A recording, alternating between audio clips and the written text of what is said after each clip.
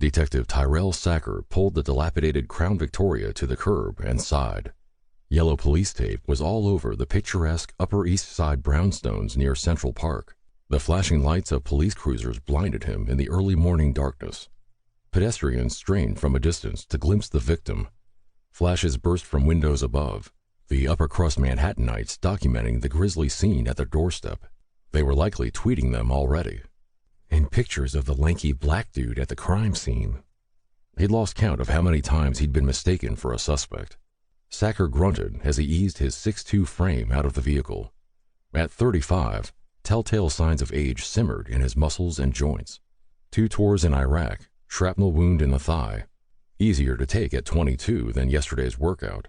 His younger self took a personal oath to stay in fighting shape, not understanding the future struggle. The alcohol isn't helping either, Tyrell. He grabbed his vintage Bailey ice topper hat, slammed the door, and marched toward a man and woman shivering beside the tape. 2 assistant detectives he'd been saddled with. Their young faces were slack, blank. Shock flooded them. The pair weren't ready for this. I need to take charge. He fitted the hat on his head. Morning, detectives, he said, rubbing a hand across his smooth cheek. Sacker rarely needed to shave. Got the boss up early for this one. What we got? The two parted, saying nothing, allowing him to peer into the center of yellow tape. The crime scene did enough talking for the both of them, a corpse staged as some spectacle of street art. Naked, propped up on stacked bags of garbage, the victim rested with his back to the plastic, arms and legs splayed out. Bruises covered the skin from head to foot like some purple Rorschach test, but it was what was absent that focused all attention. Well, damn! Sacker turned a piercing gaze toward his trainees. Garbage crew found him this morning, said one of the pale detectives. Just like this? The young man swallowed, his blonde hair disheveled in the wind. Yeah, no clothes. Someone beat the shit out of him. And, missing, well, you know, his man parts. Sacker grimaced. I need a smoke. Man parts? New jargon they teaching you at the academy? The pair squirmed. He turned to the male. Snyder, right? Yes, sir. The kid looked seasick.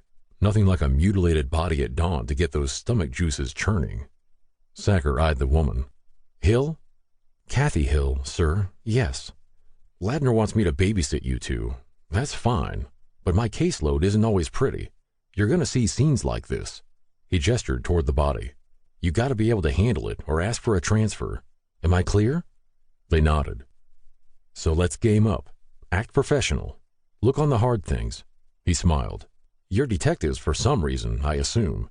I trust your reports will have real medical terms? Yes, sir, they stammered. Right.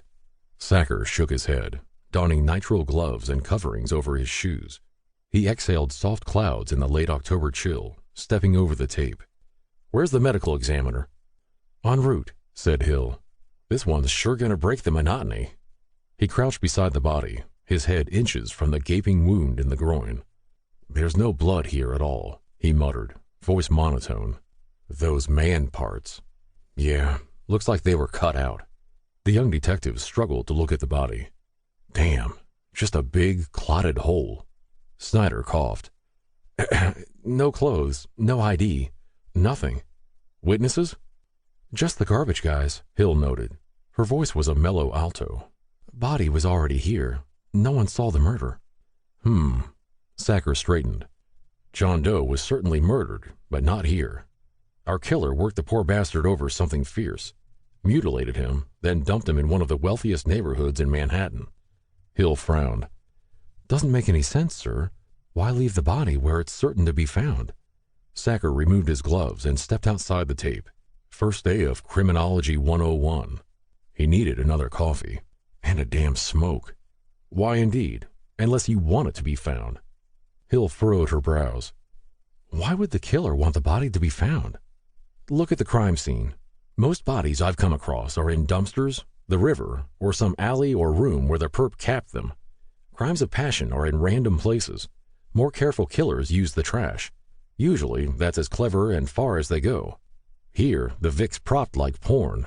Sure to catch everyone's attention, especially considering the whole missing man parts problem. to keep listening to this audiobook. I've left you a link in the description so you can do it at no cost thanks to Audible's 30-day free trial.